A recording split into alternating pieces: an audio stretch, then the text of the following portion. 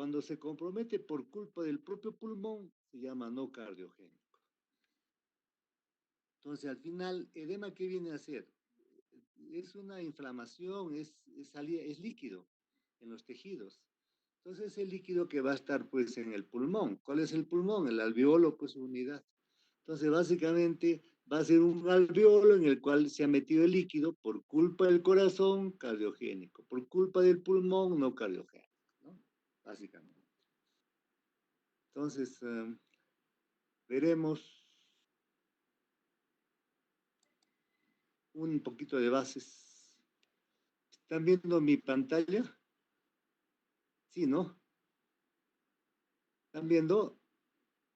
Sí, doctor. Ya, bases anatómicas fisiológicas.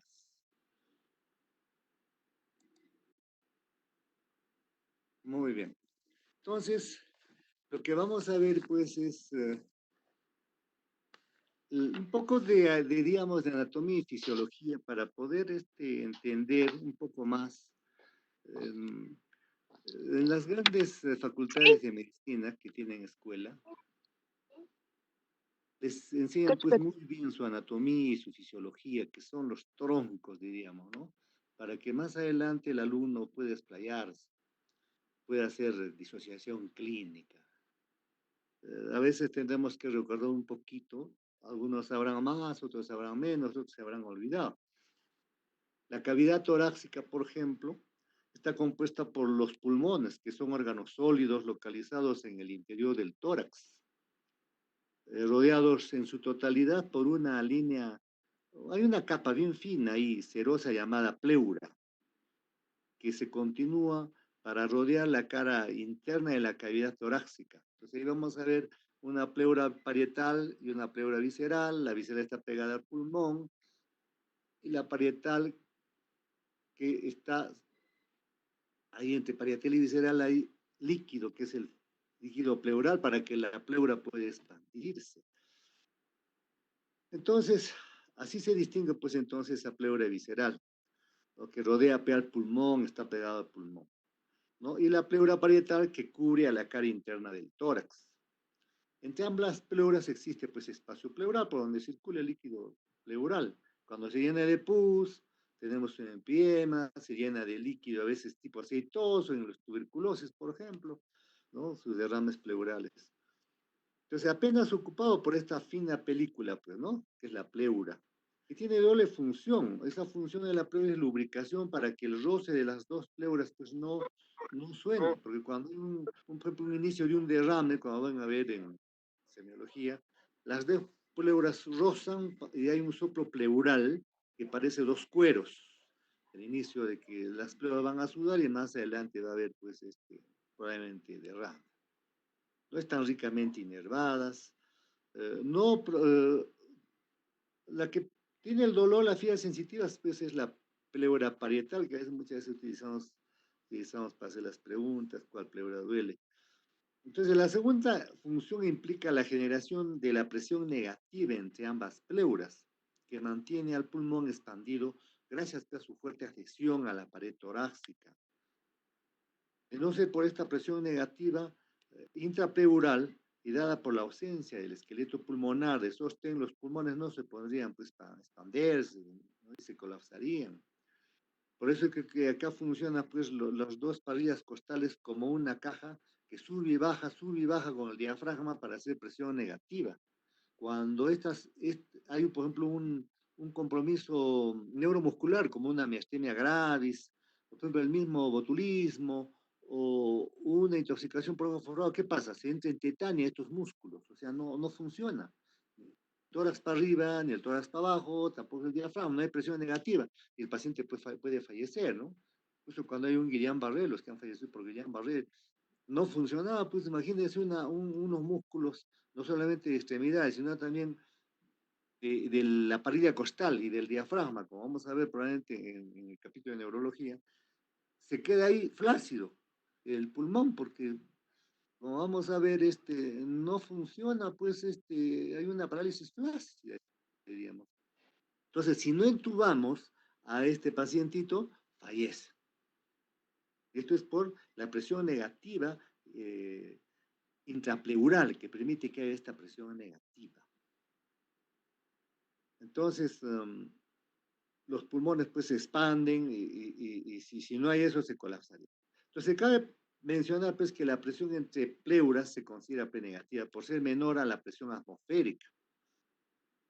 Acá, por ejemplo, estamos en 484 milímetros de mercurio.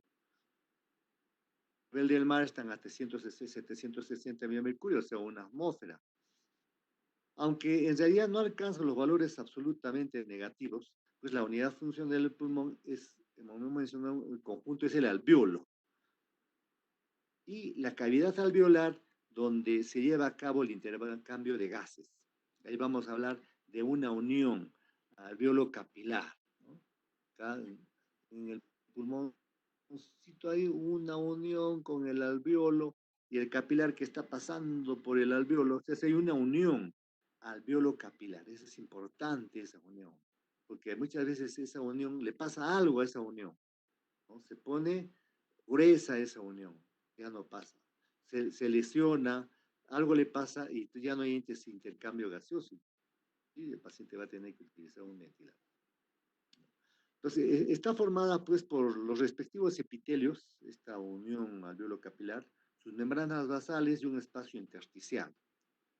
No olvidemos que el espacio intersticial pues es el espacio que hay entre unidades, por ejemplo, entre el vasito, entre el alveolo, entre las unidades, ahí hay un espacio intersticial de tejido conectivo. Ese espacio también participa en esta fisiopatología. Entonces, en conjunto permiten pues la adecuada difusión de oxígeno inhalado.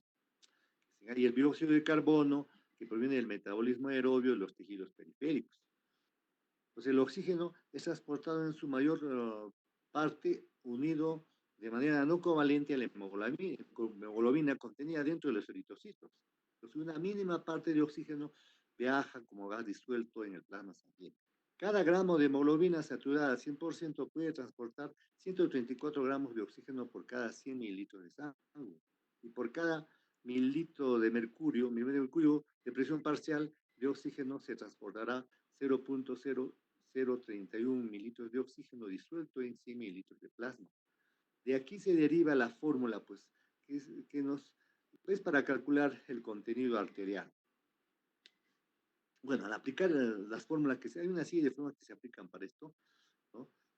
Nos da unos valores reales que podemos comprobar casi todo el oxígeno que viaja unido químicamente por enlaces no covalentes a los grupos, hay 4 grupos gen que contiene cada molécula. Solo una mínima fracción viaja disuelta libremente al plasma. Las células que conforman el epitelio alveolar son de dos tipos, ya sea los neumocitos tipo 1, los más abundantes que tienen la forma aplanada, y los neumocitos tipo 2, mucho menores, menor cantidad diríamos, pero que cobran una importancia fisiológica fundamental, puesto que son los responsables de la producción del agente surfactante, como vamos a ver ahora en la fisiopatología. Ese surfactante va a evitar el colapso del alveolo. Además, en casos especiales son responsables de la repoblación del alveolo cuando los neumocitos tipo 1 son destruidos. Neumocitos tipo 2 tienen forma redondeada y se encuentran fuertemente adheridos a los neumocitos tipo 1. Y en ocasiones también se pueden encontrar dentro del espacio alveolar, en el pulmón y de manera específica en los alveolos, que por importancia, este concepto físico de distensibilidad. Ya van a ver ustedes cuando hagan el examen semiológico, ponen las dos manos debajo, en la base del tórax y en la parte del vértice para ver cómo está esta distensibilidad del pulmón, cómo se expande o no se expande, ¿no? Entonces esto se define como el cambio de la presión con respecto al volumen, ¿no? Es así que cuando nosotros inspiramos, los alveolos se llenan de aire proveniente de la vía aérea. La presencia de aire, el volumen en el alveolo, genera pues un aumento de la presión y el alveolo se va a deformar, ¿no? Se extiende. Así su capacidad deformante está relacionada pues, con la distensibilidad. Entonces, ya saben, si recuerdan un poco, que en la fisiología de la respiración hay 4 fases. Pero remontándonos a las 4 fases es quitarle tiempo en sí al tema que vamos a ver.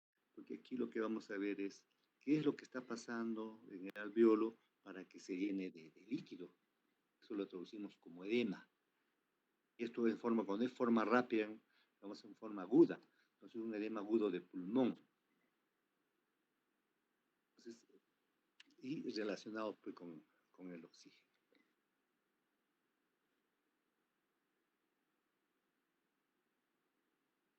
Entonces, en la introducción veríamos qué es edema pulmonar. Bueno, como dijimos, es la excesiva acumulación de líquido en el espacio extravascular de los pulmones, o sea, fuera de los vasos. Y fuera de los vasos, ¿qué tenemos? Al alveolo, por supuesto, también al espacio intersticial. Si estamos definiendo con que el alveolo generalmente es la unidad fisiológica del pulmón, entonces el líquido se va a entrar, va a llenarse dentro del alveolo, y es por eso que el alveolo pues ya no va a funcionar, no va a haber ese intercambio gaseoso. Entonces el paciente no va a poder tener esa respiración, entre comillas, a nivel pulmón. Entonces, y de forma aguda, y de acuerdo a la cantidad que comprometa también, el paciente cómo va a estar. Entonces depende. Nosotros podemos vivir con una séptima parte del pulmón, pero si se compromete mucho más, pues el paciente va a tener que utilizar ventilación mecánica, si no, no va a poder vivir.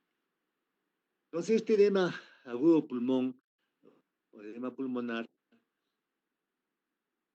podemos ver que se puede producir, por ejemplo, por una insuficiencia ventricular izquierda. Acá estamos viendo el corazón. Imagínense que este corazón izquierdo es insuficiente. ¿Qué va a pasar? Si esta sangre del ventrículo izquierdo está viniendo de la aurícula izquierda, va a regresarse a la aurícula izquierda. Y de la aurícula izquierda va a seguir regresándose. ¿De dónde viene el líquido de la aurícula izquierda? Del pulmón. A través de esas 4 venas, llega al pulmón. Entonces, imagínense, va a retroceder hacia el pulmón, va a hacer presión. Y al final, esa presión retrógrada que viene por la insuficiencia ventricular izquierda, que sigue regresando a la sangre, aumenta la presión y va a hacer que se salga pues el líquido por la presión. ¿Hacia dónde? Hacia el alveolo. Ya se puede producir un edema del pulmón. Igual también el infarto de miocardio. Y un signo característico frecuente que van a ver un edema del pulmón es pues la disnea. Esa sensación de falta de aire que tiene el paciente, una disnea. Que ya le está avisando y está avisando también al médico que está tratando que este paciente está teniendo un problema, ¿no?, con la respiración.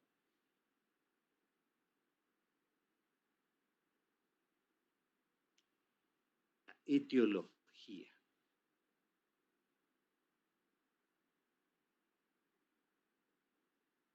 Podríamos mencionar también que al principio el paciente solo nota disnea, porque puede notarlo con el ejercicio, pero esta disnea puede ir progresando cada vez más y más hasta que se hace en reposo. Y en casos más graves, ya incluso hasta el pacientito puede venir un esputo, un poco salmonado. Este pacientito tiene una persona que viene de la costa,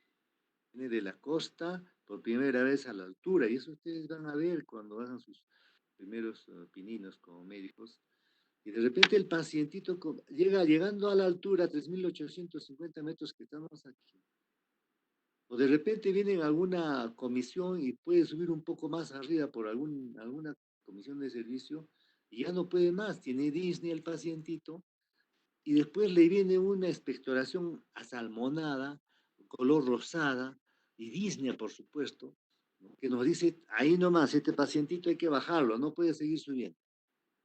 Hay que darle su tratamiento, o si no, llevarlo pues a la costa, porque se puede morir. Entonces, en la etiología podemos ver el incremento de la permeabilidad el incremento de la permeabilidad endotelial.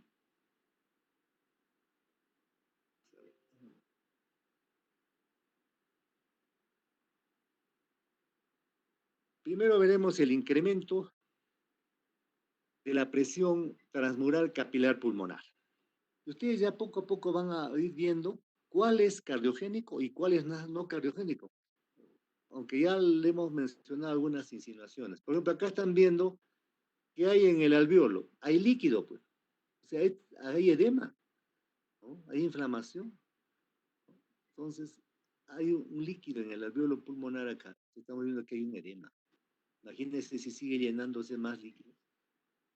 Y la cantidad de alveolos que puede estar comprometido y qué disnea se encontrará en el paciente, de acuerdo a la cantidad de alveolos comprometidos. Entonces, este incremento de la presión transmural capilar pulmonar podrían deberse, pues, a una insuficiencia de la presión auricular izquierda, puede ser aguda o crónica. Hemos mencionado todo lo que puede pasar y regresa, ¿no? Hacia atrás y va a aumentar la presión y se va a salir el líquido, pues ahí tenemos el líquido en el alveolo. Entonces, este aumento en la presión auricular izquierda puede deberse, como mencionado, a una insuficiencia ventricular izquierda, también a una estenosis de la válvula mitral, como vimos en clases pasadas, la hipertensión venosa pulmonar, igual, imagínense, aumento de la presión de la arteria pulmonar, aumenta su presión y se extravasa el líquido y se sale peor. Eso es como una enfermedad pulmonar veno-oclusiva, ¿no? En el incremento de volumen sanguíneo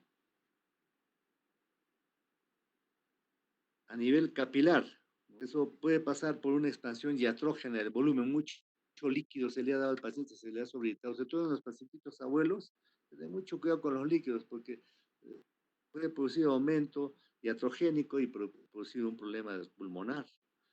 En la insuficiencia renal también, cuando hay una insuficiencia renal, en el incremento de volumen, por el que el pacientito no elimina pues líquidos, esta con insuficiencia renal crónica sobre todo, entonces se retiene el líquido, entonces va a haber un aumento de volumen sanguíneo y eso va a hacer que se extravasa y vamos a ver un pacientito con edema pulmonar. En la disminución de la presión intersticial, hay por ejemplo, cuando hay una expansión rápida del pulmón colapsado, por ejemplo, y en la disminución de la presión coloide-osmótica del plasma. Le vamos a ver un momento la presión coloide-osmótica y la presión hidrostática, cómo juegan los dos. Y ya seguramente han revisado algo de eso en clases pasadas, ¿no? Como por ejemplo, esta disminución de la presión coloide-osmótica que se puede ver en la hipoalbuminemia. Ustedes saben que la albúmina trabaja con la presión oncótica, por ejemplo, el síndrome nefrótico, por ejemplo, en la insuficiencia hepática. Entonces, va a haber que haya disminución de esta presión coloidosmótica y el líquido se va a extravasar.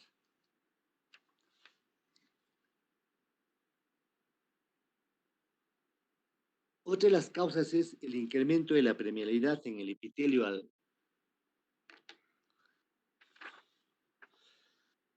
un incremento de la permeabilidad en el endotelio capilar pulmonar.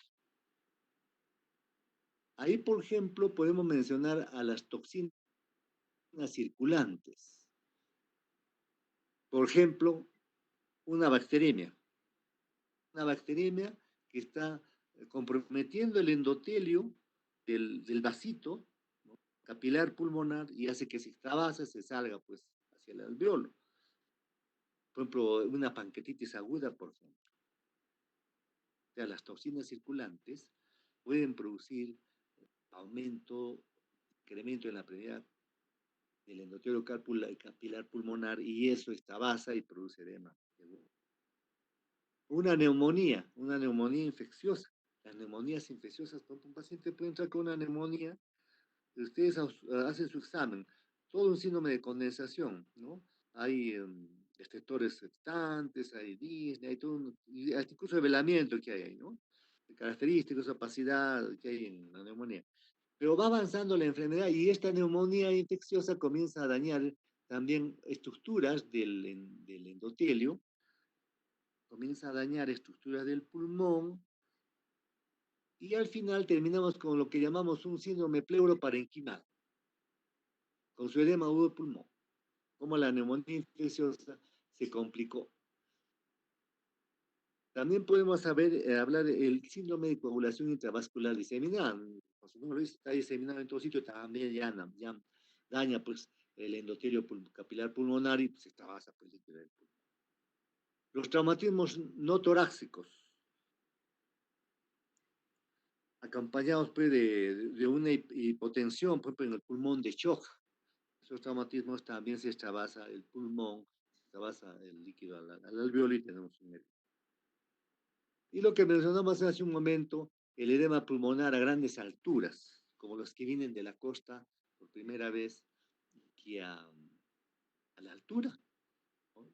Con su edema agudo de pulmón. Dice, hay que bajarlo, ya ni más seguramente viene este pacientito. Bueno, algunos tienen que venir tomando su llamo 2 o 3 días, o se hacen su periodo pero ya saben que a esta altura no les cae bien.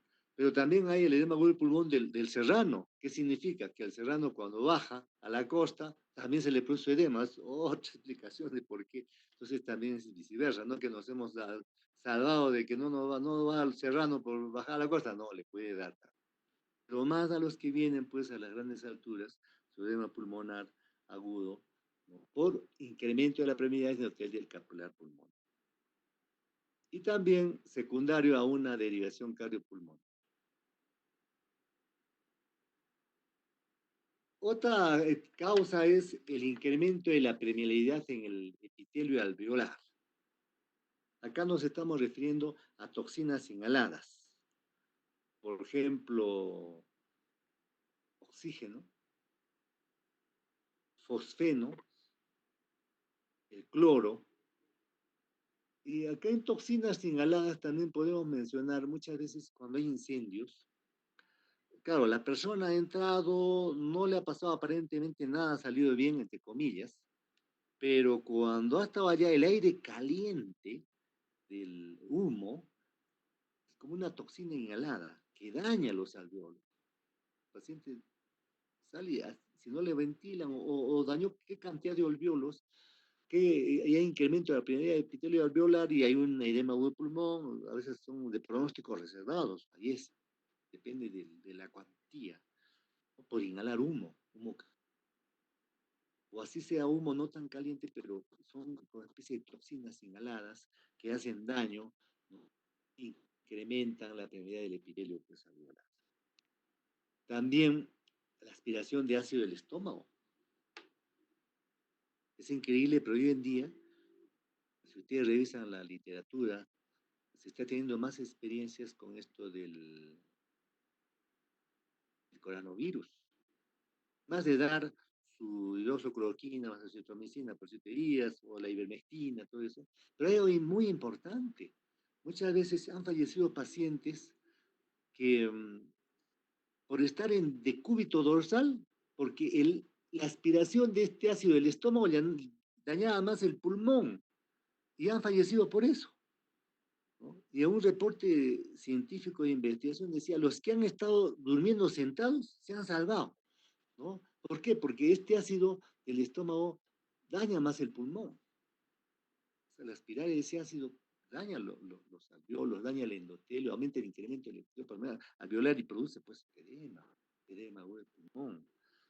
Entonces, de los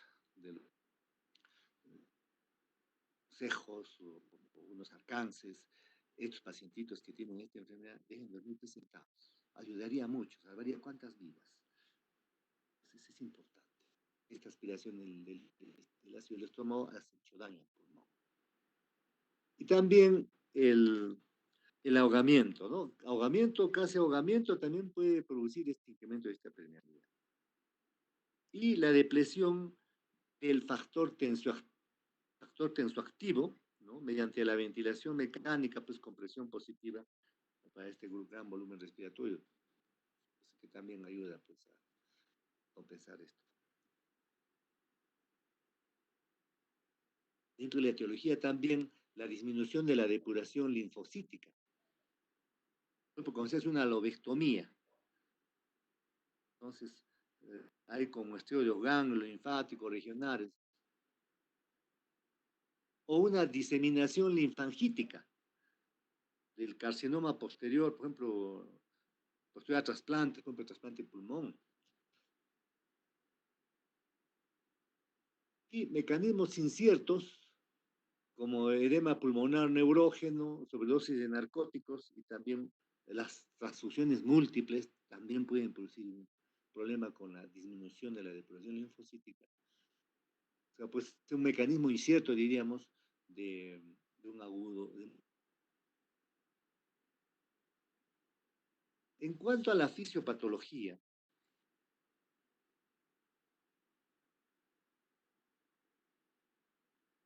todos los vasos, diríamos, que presentan fuga de líquidos. Así que normalmente hay fuga de líquidos, pero el organismo tiene formas de compensar y de absorber eso. Sí, en el adulto, pues la fuga de líquidos, ¿de dónde proviene? De la circulación pulmonar y representa pues un 0.01% del flujo sanguíneo pulmonar o una filtración basal de aproximadamente 15 mililitros por hora. Entonces, 2/3 de este flujo es a través del endotelio capilar de los pulmones hacia el espacio intersticial pericapilar. Esto constituye uno de los dos espacios extravasculares, como hemos mencionado, ¿no? El espacio intersticial y el espacio aéreo. Claro, ¿no? El cual contiene pues los alvéolos, diríamos, y las vías respiratorias de conexión. Estos dos espacios están protegidos por barreras diferentes. El endotelio de los capilares pulmonares limita esta vasación, esta salida de líquido al espacio intersticial. En tanto que el epitelio alveolar recubre esos espacios aéreos y los protege contra el libre movimiento de los líquidos, para mantener el alvéolo sequito. Entonces, el líquido del edema en realidad no ingresa al espacio alveolar debido a que el epitelio alveolar es casi impermeable. Tiene que estar sequito para poder así intercambiar. Es impermeable al paso de ¿qué? De proteínas.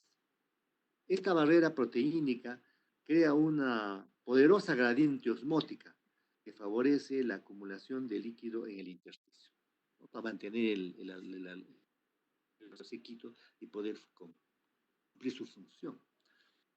La cantidad de líquido que cruza el endotelio de los capilares pulmonares está determinada por la superficie del lecho capilar, la permeabilidad de la pared vascular y la presión neta que conduce dicho líquido a través de esta pared. O sea, nosotros lo llamamos presión transmural de conducción, porque es como un muro que hay que pasar eso, ¿no? Entonces, por algún motivo se rompe ese muro y ahí hay todo este desbalance y esta fisiopatología que produce pues el trastorno y la enfermedad. Entonces, la presión transmural representa el equilibrio entre las fuerzas hidrostáticas netas que tienden a mover el líquido al exterior de los capilares. El líquido se va a ir finalmente pues, a este alveolo, produciendo el edema. Y las fuerzas osmóticas coloides, netas, que tienden estas fuerzas coloidosmóticas netas, tratan de conservar más bien este líquido dentro. Entonces es dos presiones ahí, ¿no? La transmural, o sea, vamos, de las fuerzas hidrostáticas y las osmóticas coloides, entre las dos están ahí. Uno que quiere mantener el líquido dentro y el otro que quiere sacarlo. Se rompe este equilibrio y se llena el alvéolo del líquido. Entonces, detrás de casi todas estas presentaciones clínicas del edema pulmonar, o sea, este desequilibrio en uno o más de unos 4 factores que vamos a mencionar. Entonces,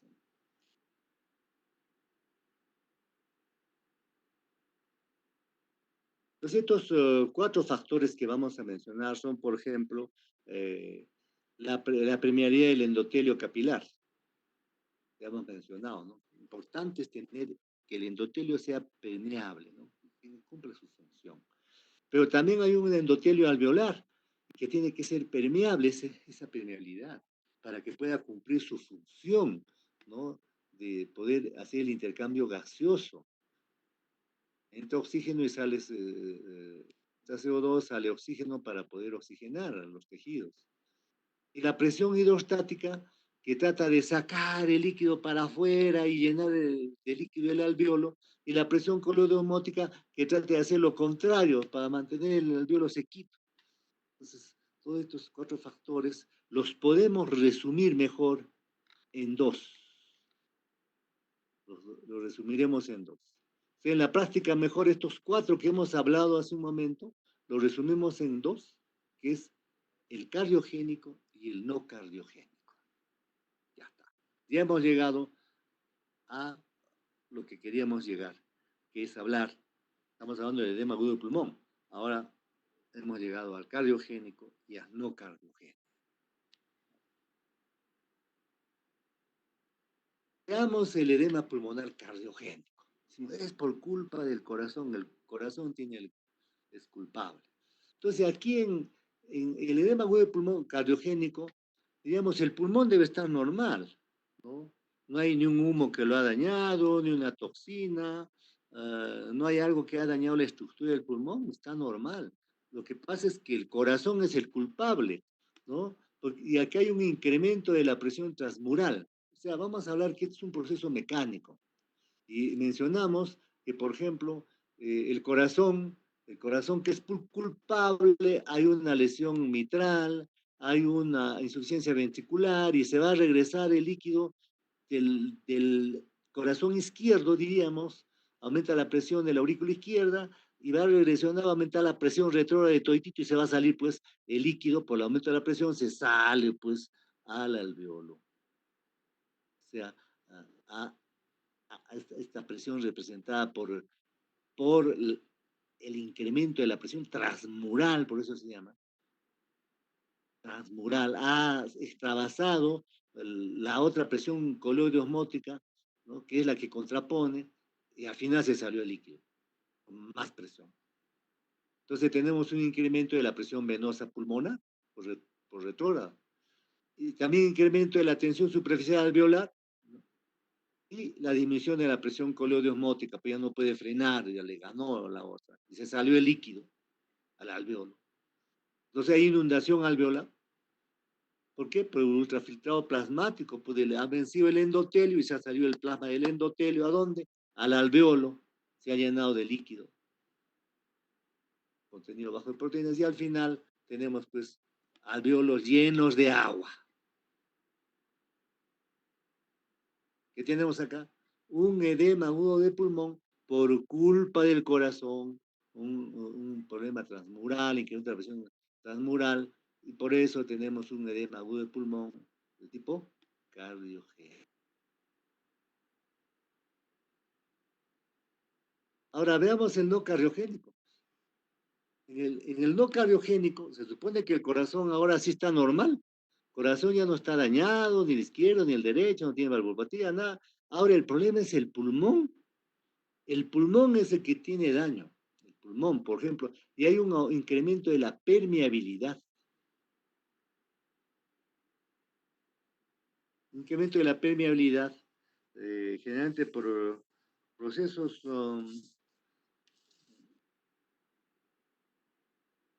inflamatorios.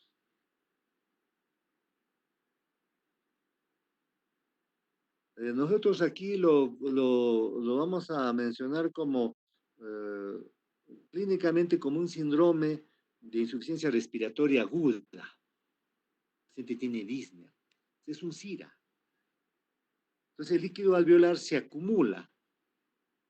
Ya tenemos un SIRA. Se acumula el líquido en el alveolo. Hay una pérdida de la integridad del epitelio alveolar. Ya el epitelio ha perdido su integridad, se ha dañado. Y si se ha dañado, entonces, ¿qué va a pasar con los solutos, las moléculas, ¿no? Grandes, como la albúmina? Va a pasar, va a ingresar al espacio alveolar. Se ha roto esa barrera estructuralmente. Y estos cambios pueden causar pues, directamente lesión sobre el epitelio alveolar, incluso las toxinas inhaladas que hemos mencionado, la infección pulmonar también, ¿no? Unas toxinas que pueden ser dadas por las mismas bacterias en una neumonía, ¿no? Pues se daña pues, los alveolos. Entonces, hay una lesión del epitelio alveolar en forma directa, una lesión primaria del endotelio, de los capilares por toxinas circulantes. Esto a diferencia del edema pulmonar cardiogénico, donde suelen estar intactos, ¿no? Hemos dado que el corazón, el cardiogénico, están intactos, el epitelio alveolar y el endotelio capilar. Acá no, el no cardiogénico se ha dañado esto. Entonces, debido a esta dilaceración que se produce en este no cardiogénico de la barrera epitelial, el líquido del edema, por aumento de la permeabilidad, tiene un gran contenido proteínico y por lo general superior al 70% del contenido proteínico del plasma del paciente. Entonces, la lista de causas potencialmente de la lesión es grande y acompaña a un gran grupo diverso de entidades clínicas. Estamos acá viendo entonces lo que es pues, un síndrome. Detrás de eso puede haber tantas enfermedades pulmonares que al final terminan ocasionando esta fisiopatología del edema agudo del pulmón no cardiogénico.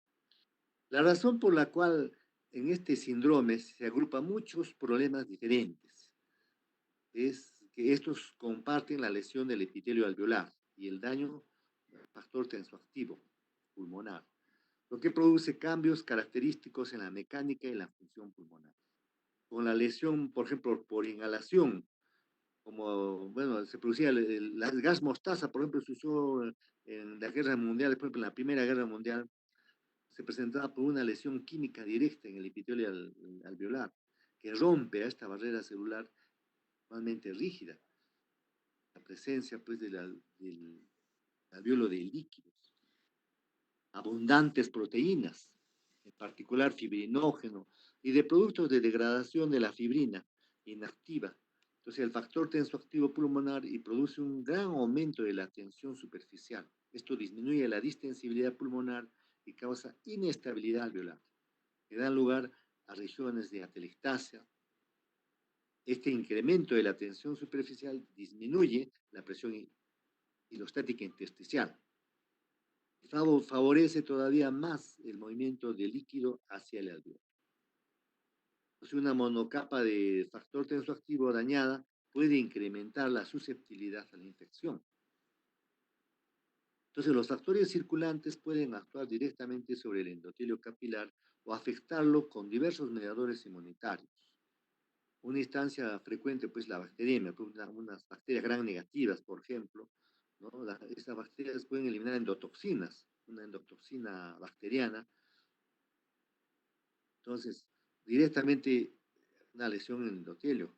Entonces, ¿qué hace? Que los neutrófilos y los macrófagos se adhieran a las superficies endoteliales y liberen diversos mediadores inflamatorios, como por ejemplo leucotrienos, tromboxanos, prostaglandinos, así también radicales de oxígeno, que van a producir lesión oxidante a estas estructuras. Asimismo, los macrófagos y los neutrófilos pueden liberar enzimas proteolíticas que lesionan aún más estas estructuras.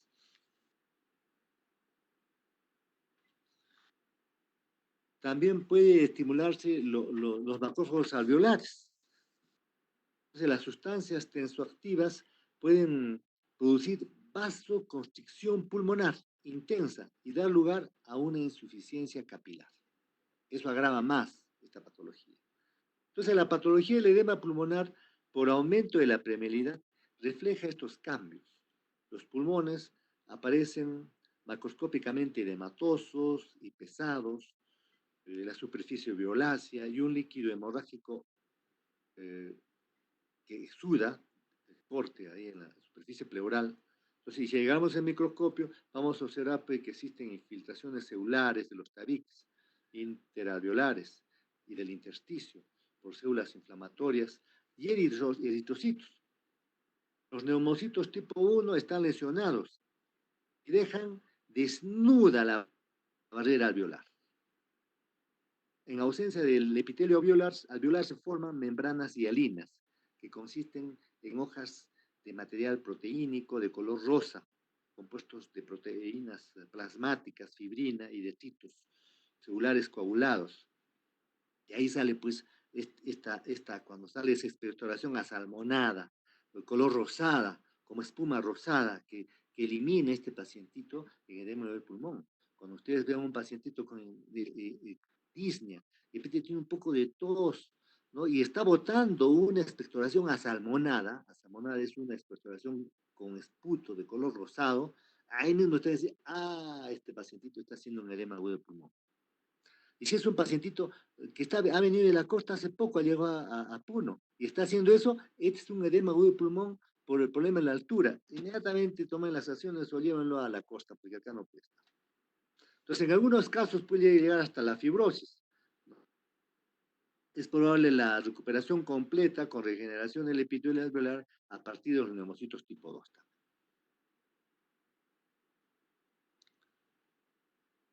Manifestaciones clínicas. Entonces, ya hemos visto qué es fisiopatológicamente un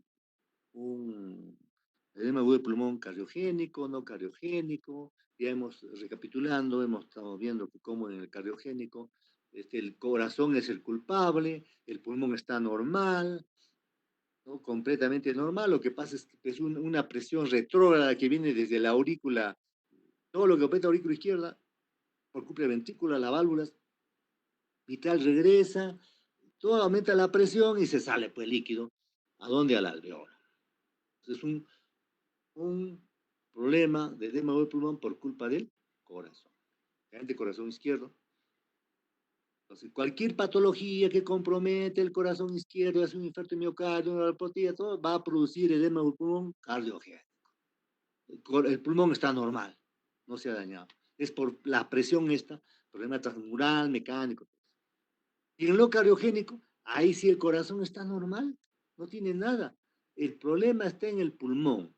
El pulmón, ¿no? Ese que se está dañando a nivel alveolo por una serie de causas que al final terminan, pues, con toda la prioridad, también se está saliendo líquido al alveolo. Entonces, los edemas pulmonares cardiogénico y no cardiogénico aumentan, pues, el agua extravascular en el pulmón. Y ambos pueden causar insuficiencia respiratoria. En la fisiopatología no es sorprendente que las manifestaciones clínicas sean muy diferentes en los dos síndromes. Entonces, si estamos viendo que el cardiogénico se refiere al edema por el incremento neto de la presión transmural, estamos hablando de la presión hidrostática u osmótica, es un proceso mecánico. En cambio, el no cardiogénico se refiere al edema por incremento en la permeabilidad. Este es un proceso inflamatorio. Entonces, en base a esto vamos a sacar los signos y síntomas. Por ejemplo, acá en un edema pulmonar cardiogénico, estamos viendo, tempranamente pueden ser asintomáticos. Hacen ejercicio y recién se le aparece disnea, algunas cositas, ¿no? Y el paciente sabe y ya no quiere también incluso practicar su deporte, no lo mira de lejitos y no quiere practicar, porque él no se siente bien, le falta aire, ¿no? Todavía es un poco asintomático porque cuando hace ejercicio ahí aparece, pero si camina todo aparentemente está normal, ¿no? Entonces uno de los signos es pues la disnea. La disnea, cuando ya avanza este proceso, ya vamos a ver aquí un pacientito, por ejemplo, que está semisentado, está en posición ortosneica, digamos ortosneica porque si ustedes lo ponen en decúbito ventral, le falta aire terrible, no puede respirar, se desespera, se pone ansioso. Entonces lo sientan, así como este pacientito, y recién ahí sentado ya se siente mejor. Ya no se desespera, ya está ventilando mejor, ya se tranquiliza. Entonces es ortosnea, se llama eso, porque no puede respirar en decúbito, tiene que estar sentado. Otro del cardiogénico es la disnea paroxística nocturna. El pacientito se levanta en la noche, ¿no? Porque de pronto nomás le viene la disnea. Característico de un edema cardiogénico, paroxística en la noche. También al examen puede encontrarse un tercer ruido en algunos pacientes. Entonces encontramos un paciente sudoroso, cianótico y el líquido del edema de color rosa y espumoso.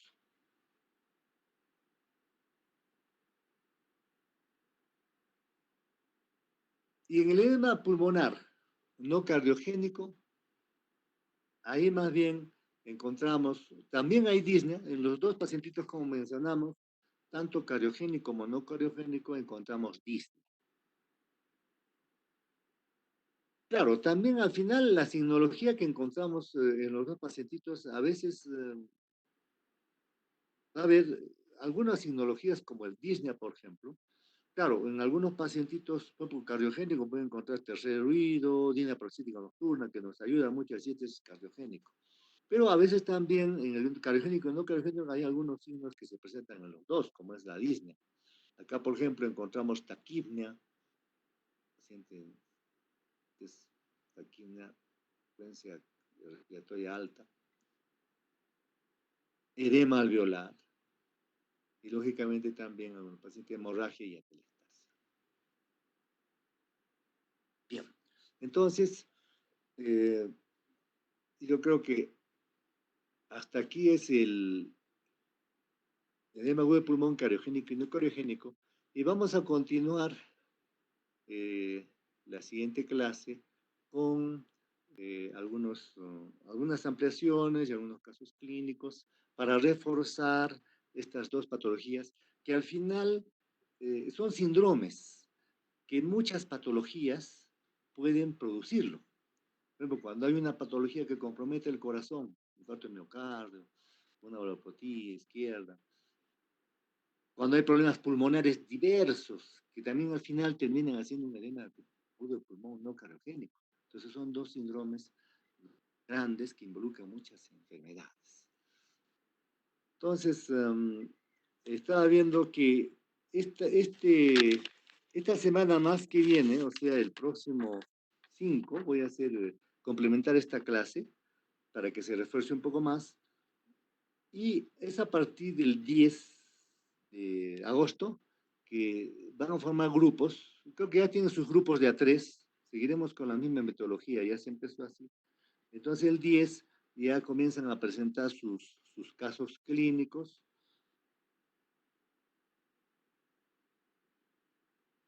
De grupos de 3, o sea, yo termino la clase y inmediatamente presenta el grupo, ya se sortearán quién va a presentar el 10 después de que yo dicte la clase de cuerpo pulmonar crónico, presenta su caso. Entonces puede presentar un caso de edema agudo de pulmón cardiogénico, no cardiogénico, ya tienen para ir armando su caso. También pueden hacerlo, no hemos presentado un caso también del electrocardiograma, puede ser, problema. Bien, hay casos interesantes. Entonces agarran un caso de esos clínicos y lo presentan. Ya cuando haga el 14 de agosto, ya de repente el grupo que va a presentar, ya puede presentar, por ejemplo, un caso de cor pulmonar crónico. Entonces ya tiene para poder ir armando los casos clínicos. De tal manera que vamos avanzando y al final ya vamos completando lo que son seminarios. Y en las tareas ya saben las preguntitas y respuestas que de repente ahora sí me lo pueden dar con anticipación para poder ver, para armar un banco de preguntas y poder hacer algunas para el examen, ¿no? Las más interesantes, las más que enseñen, que refuercen, pues, ¿no? Muy bien, entonces conmigo será hasta el día 5 para terminar con edema agudo de pulmón cardiogénico y no cardiogénico, la segunda parte. Buenas tardes.